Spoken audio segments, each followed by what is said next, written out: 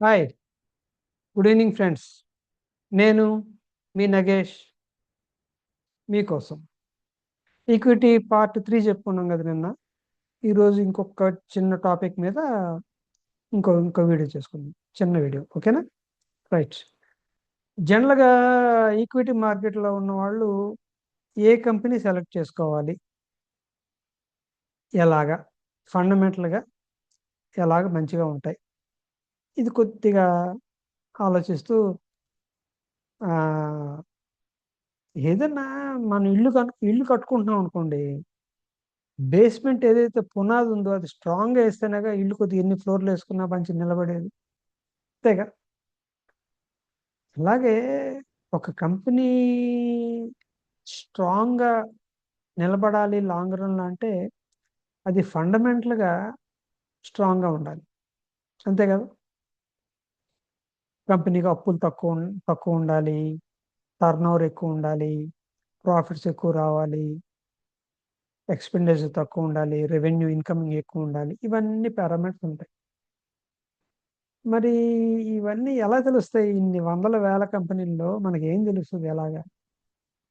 సహజం, ఎవరికైనా వచ్చే డౌట్. కొంతమంది ఏమో చిన్న చిన్న కంపెనీ 50 రూపాయలు, 60 రూపాయలు, 100 రూపాయలు ఉన్న స్క్రిప్ట్లో మంచిది కదా అనుకుంటారు. కొంతమంది ఏమంటే ఎక్కువ షేర్లు వస్తాయి కదా అని. అది 100 రూపాయలైనా 1000 రూపాయలైనా ఈ స్క్రిప్ట్ వాల్యూ ఎంతైనా కంపెనీ కానీ ఫండమెంటల్గా కానీ స్ట్రాంగ్గా లేకపోతే కిందకు వస్తుంది, పైనుంచి కిందకు వస్తుంది. ఇది తప్పదు. నేను మీకు కావాలంటే కొన్ని ఉదాహరణలు కూడా ఇస్తాను. 2008లో సెయిల్ 250 రూపాయలు, 260 రూపాయలు ఉండేది. అది పెర్ఫార్మెన్స్ బాగలేదు, అలాగ డౌన్ అవుతూ వచ్చింది. ఇప్పుడు చాలా తక్కువలో ఉంది, 100 రూపాయల దగ్గర సంథింగ్ ఉన్నట్టు. అలా ఏదైనా సరే ఒక కంపెనీ మార్కెట్లో నిలబడాలి అంటే అది ఫండమెంటల్గా స్ట్రాంగ్ ఉండాలి. దాని ఈక్విటీ, దాని యొక్క మార్కెట్ క్యాపిటలైజేషన్, ఎక్కువ రొటేషన్ ఉండాలి. ఇది తెలుసుకోవటం ఎలాగా? అంతే కదా, ఎవరికైనా వచ్చే ఫస్ట్ క్వశ్చన్ అది. మనం ఒక్క నిమిషం ఈ టాపిక్ అక్కడ పక్కన పెట్టి, మీరు 10th క్లాస్ చదివారు కదా. మీ 10th క్లాస్ మీ స్కూల్లో section A, section B, section C అని ఉంటాయి కదా. నేను చదువుకున్నప్పుడు ఉన్నాయి, మరి ఇప్పుడు కూడా ఉన్నాయి అనుకుంటున్నా. సెక్షన్ ఏ అంటే ఏంటి? బాగా చదివే పిల్లలు, మంచి పెర్ఫార్మెన్స్ ఇచ్చే పిల్లలు, 90% మార్క్స్ ప్లస్ వచ్చిన వాళ్ళే, 90% మార్క్స్ ఎక్కువ వచ్చిన వాళ్ళే సెక్షన్ ఏ కూర్చోబెడతారు. 80 to 90 వచ్చిన వాళ్ళు సెక్షన్ బి, 70 to 80 వచ్చిన వాళ్ళు సెక్షన్ సి, ఇంకా ఎలా అనుకోండి. మనం ఏదైనా పిల్లోడిని, ఒరే బాబు నువ్వు ఏ సెక్షన్ రా అంటే, ఆ సెక్షన్ ఏ అంకుల్ అని అన్నాడు అనుకోండి, అబ్బో వీడికి మార్కులు 90% పైన వస్తున్నాయి అని జనరల్ అజంప్షన్ మనకు వచ్చేస్తాం కదా. ఇంకోటి సెక్షన్ సి అంకుల్ అన్నాడు అనుకోండి, ఒక వీడి యావరేజా ఇంకో ఏదో అనుకుంటాం. అంటే what ever it maybe, section A is the performance బాగా బాగా చదువుకుంటున్న పిల్లలు అని ఒక కంక్లూజన్ వస్తాం. అలాగే ఈ మార్కెట్లో కూడా నిఫ్టీ 50 అనే ఒక కాంబినేషన్లో ఒక 50 కంపెనీలు ఉంటాయి. ఆ 50 కంపెనీలు సెక్షన్ ఏ అనుకోండి. మార్కెట్లో వాళ్ళ వ్యాపారం బాగా పెర్ఫామ్ చేస్తున్న కంపెనీని సెక్షన్ నిఫ్టీ 50లో ఉంటాయి. మరి నిఫ్టీ 50లో ఒకసారి ఎంటర్ అయితే అలాగే ఉండిపోతాయా? నో, అలా ఉండదు. ఆ కంపెనీ పెర్ఫార్మెన్స్ ప్రకారం ప్రతి 3 నెలలకి, అంటే ఎవ్రీ క్వార్టర్ రిజల్ట్స్కి, మా కంపెనీ ఇంత పెర్ఫామ్ చేసింది, ఇంత లాభాలు వచ్చాయి, ఇంత రెవెన్యూ వచ్చింది, ఇంత ఎక్స్పెండిచర్ అయింది, ఇంత ఇది ఈ కంపెనీ వాళ్ళకి అకౌంట్స్ అని చెప్పి సెబీకి ఇస్తాయి. సెబీకి ఇంత ఇంత మార్కెట్ క్యాపిటలైజేషన్ ఇంక్రీజ్ అయింది, అన్ని అన్ని కంపెనీ వాళ్ళకి జరిగిన విషయం అన్నీ ఇస్తుంది. సెబీ అన్నీ చూస్తుంది, అది మ్యాండేటరీ ఇవ్వాలి. అప్పుడు సెక్షన్ ఏలో వాళ్ళు కానీ సెక్షన్ ఏలో వాళ్ళు కానీ ఎవరన్నా సెక్షన్ బి కంటే తక్కువ మార్కెట్ క్యాపిటలైజేషన్ ఉంది అంటే సెక్షన్ బిలో ఉన్న కంపెనీ ఏదో ఒక కంపెనీ సెక్షన్ ఏ కంపెనీ కానీ బీట్అవుట్ చేస్తే బిలో ఉన్న కంపెనీని తీసుకొచ్చి ఏలో పెడతారు, ఏలో తీసుకొచ్చి బిలో పెడతారు, రీప్లేస్ చేస్తారు. అర్థమైందా? అంటే సెక్షన్ బి అనే పిల్లవాడు మంచి ఈ ఈ ఈ క్వార్టర్లీ రిజల్ట్స్లో ఈ మార్క్స్లో ఎగ్జామ్లో మంచి మార్కులు తెచ్చుకున్నాడు సెక్షన్ ఏ అనేవాడు పిల్లవాడు కంటే. అంతే కదా? అందుకని వాడిని ఇక్కడ తీసుకొచ్చి ఈయన అక్కడ పెడతాడు. ఇలాగా రెగ్యులర్గా ప్రతి 3 నెలలకు ఒకసారి మారుతూ ఉంటాయి.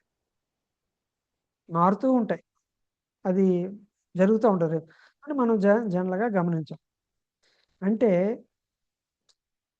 ఏదైతే మనం నిఫ్టీ 50లో ఉన్న కంపెనీస్ సెలెక్ట్ చేసుకొని అందులో కానీ మనకు నచ్చిన కంపెనీ ఏదైనా ఎప్పుడైనా ఇన్వెస్ట్మెంట్ చేయగలిగితే కొద్దిగా భరోసా, ఇది మంచి కంపెనీ రా బాబు, బాగుంది, దీన్ని మూసేయరు తొందరగా అని ఒక జనరల్ ఐడియా. బట్ అది ప్రతి 3 నెలలకి ఏమవుతుంది అనేది చూసుకుంటూ ఉంటే మంచిది. ఇది ఒక ఆస్పెక్ట్ అన్నమాట. ఇంకొకటి company performance, EPS, P ratios, peg ratios దగ్గర 30-40 రేషియోస్ ఉంటాయి. ఈ రేషియోస్ అన్నీ కూడా ఆ కంపెనీ తాలూకా పునాది ఎలా ఉంది, ఫండమెంటల్గా ఎలా ఉందని తెలుసుకోవటానికే. అది కొద్దిగా రేషియోస్ అనేది నేను ఈపీఎస్ రేషియో ఏంటి, పిఈ రేషియో నేను చెప్పక్కర్లా. ఎందుకంటే ఎక్కడ మీరు గూగుల్లో టైప్ చేసినా బోల్డ్ వీడియోస్ వస్తాయి, మీరు చూడవచ్చు. మనకు అనవసరంగా ఆ టైం అనేది వేస్ట్ చేయాలి. ఓకేనా? అలాగా కంపెనీ ఫండమెంటల్గా ఇంకా ఎన్ని విధాలుగా తెలుసుకోవచ్చు. కంపెనీ పెర్ఫార్మెన్స్ కానీ, కంపెనీ స్ట్రాంగ్గా ఉందా లేదా అలా తెలుసుకోవచ్చు. సపోజ్ మీరు ఉద్యోగం చేస్తున్నారండి, మీ జీతం ₹1,00,000, ప్రతి నెల 1,00,000, ఒక నెల తక్కువ వస్తుంది, ఒక నెల ఎక్కువ వస్తుంది. యావరేజ్గా సంవత్సరం మొత్తం మీద ఒక 80,000 వచ్చింది శాలరీ, యావరేజ్ శాలరీ. అదే 2 సంవత్సరాలు యావరేజ్ శాలరీ తీస్తే ఒక 75,000 వచ్చింది. 3 సంవత్సరాలు యావరేజ్ శాలరీ తీస్తే ఒక 60,000 వచ్చింది.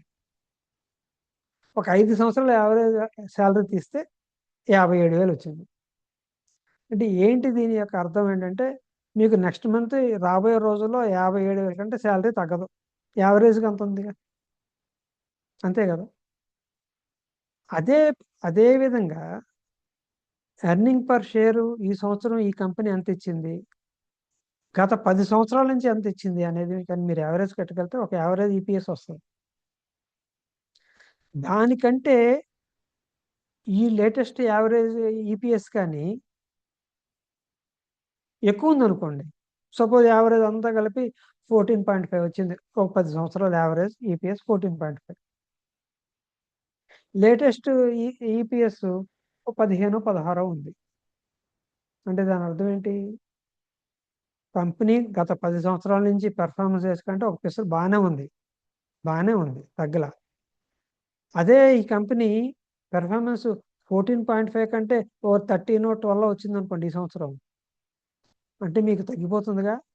అలాంటప్పుడు ఈ కంపెనీలో ఫండమెంటల్గా కొద్దిగా డౌన్ అవుతుంది, రాబోయే రోజుల్లో జాగ్రత్తగా గమనించాలని మనకు ఇండికేషన్. ఇది వన్ టైప్ ఆఫ్ క్యాలిక్యులేషన్ అంతే. ఇలా రకరకాలు ఉంటాయి, నేను చెప్తా.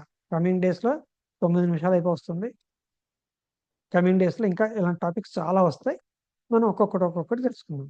ఓకేనా? Right. This is Nagesh signing off. Bye bye.